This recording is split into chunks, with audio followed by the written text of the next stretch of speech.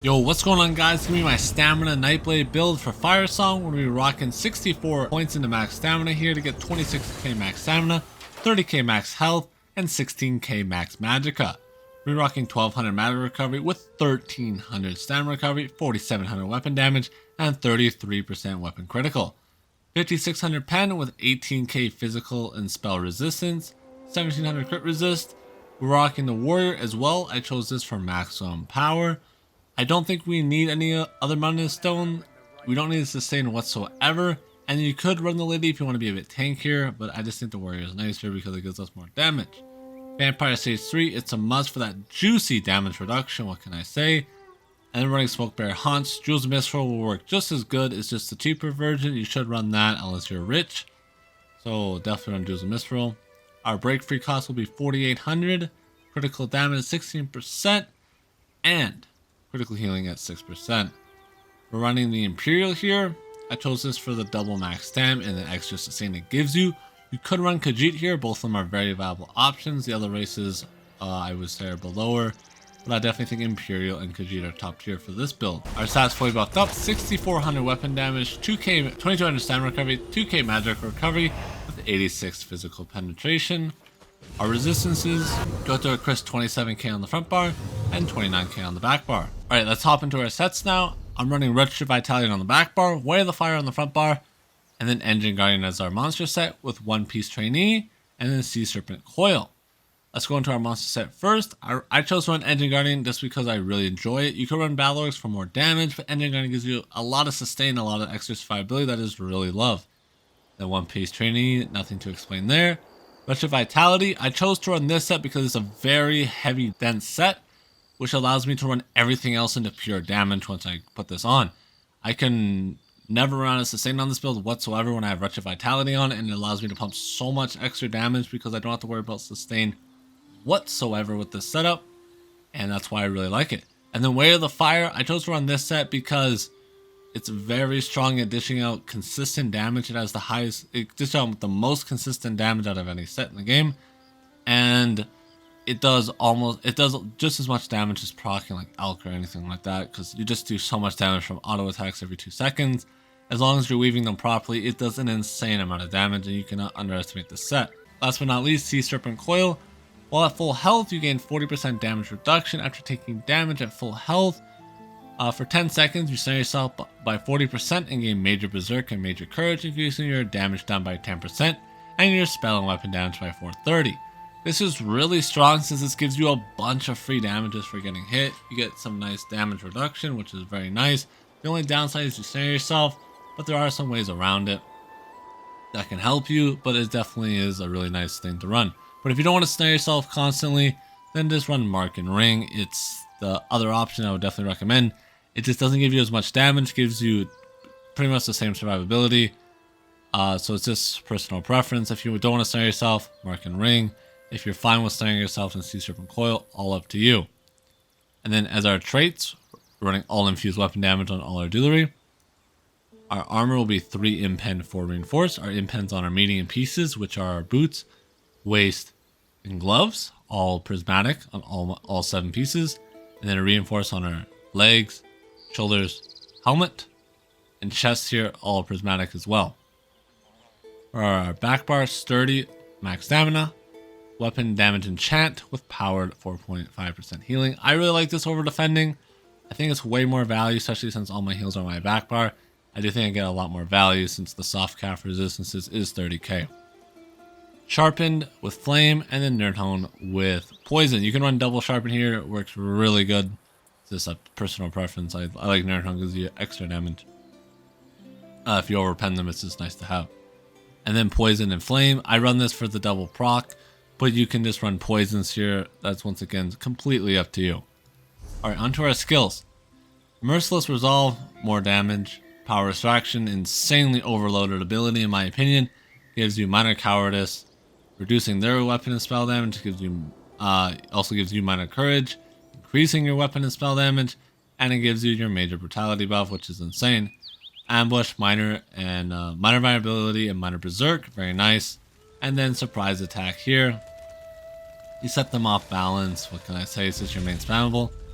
And then we have Camouflage Hunter. So I recommend running Camouflage Hunter if you do not want to run crit pots. If you're running crit pots, however, Killer Blade for the execute is very nice to have.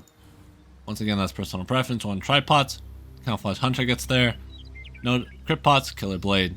Up to you once again. In cap, bread and butter of a Nightblade. And then Healthy Offering, our big heal. Pierce Armor, Minor and Major Breach. This is what procs our Wretched Vitality. This is insane. The resistances you get from this is just too much to ever not run it. That's why I love running Sword and Board. It's just this ability right here, man. It's just so much value. And then Resolving Vigor. Nothing else to be said there. Dark Cloak. Dark Cloak synergizes really well with this build since you already get snared by 40%. And if you need to heal, it's just nice to pop Cloak, hold block, hit a healthy, and you just sit here and you heal for so much. You have Vigor ticking. You have Dark Cloak ticking for an insane amount. That's like 5,000 health a second just by sitting still. You have Vigor on top of that.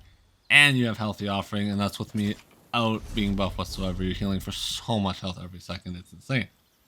Then you have Shadow Image. It's the way you get around. And then Soul Tether. You could run Sword and Board ult as well. Up to you once again. I run Shadow Image here because I am running Sea Serpent Coil. Since I get snared, I like to use this to get around.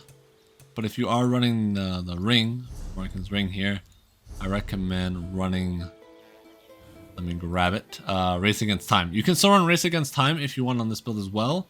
What you could do is put Race Against Time on the front or the back bar, put Shadow Image there and get rid of the execute. That's another way to run the build if you want that. Both those options are very viable.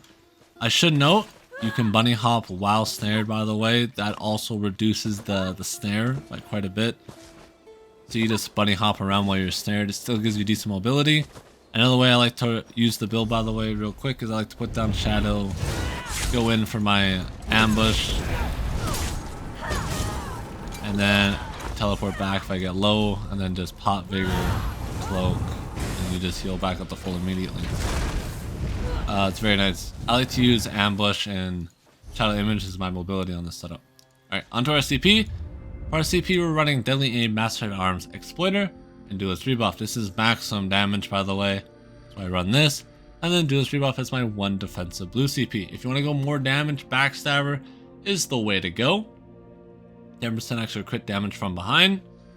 And then, or if you want more healing, Swift Renewal is another very good option instead of Duelist Rebuff. Since you have 3 heals on your back bar, this scales pretty nicely as well. And then get all your passive as you see fit.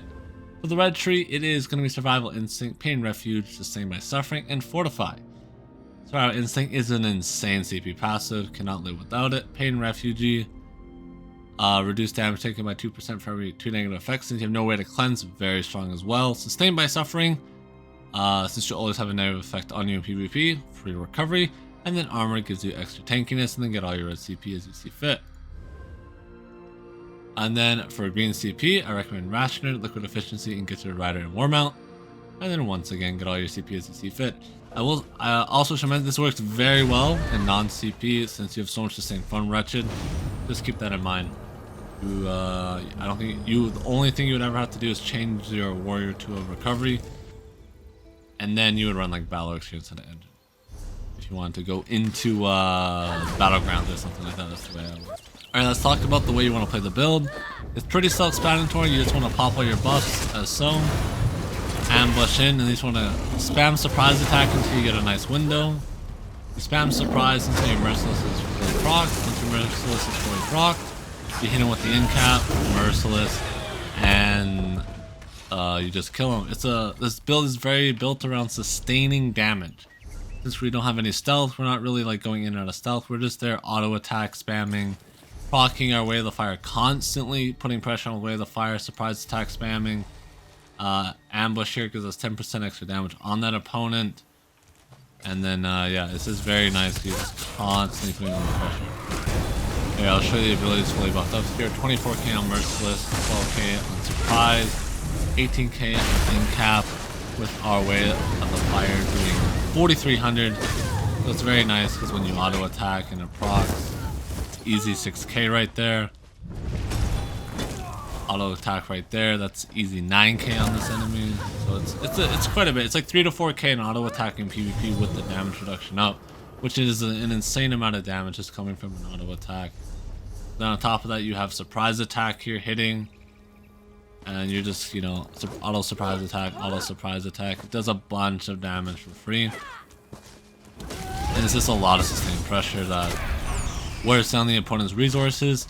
And since you'll always have better sustain on them since you're running Wretched Vitality, in engine you'll never run out before they do, so you just constantly are keeping up the pressure, and you still have a very big burst combo with your in-cap merciless combo, especially when you get your Sea Serpent buff here, which is Major Berserk and Major Courage. Gives you a bunch of X damage right there, but once again you can run the ring if you don't want to get snared. If you guys have any questions regarding the build, I'll happy to answer anything down in the comments below. And with that, hope you guys enjoyed.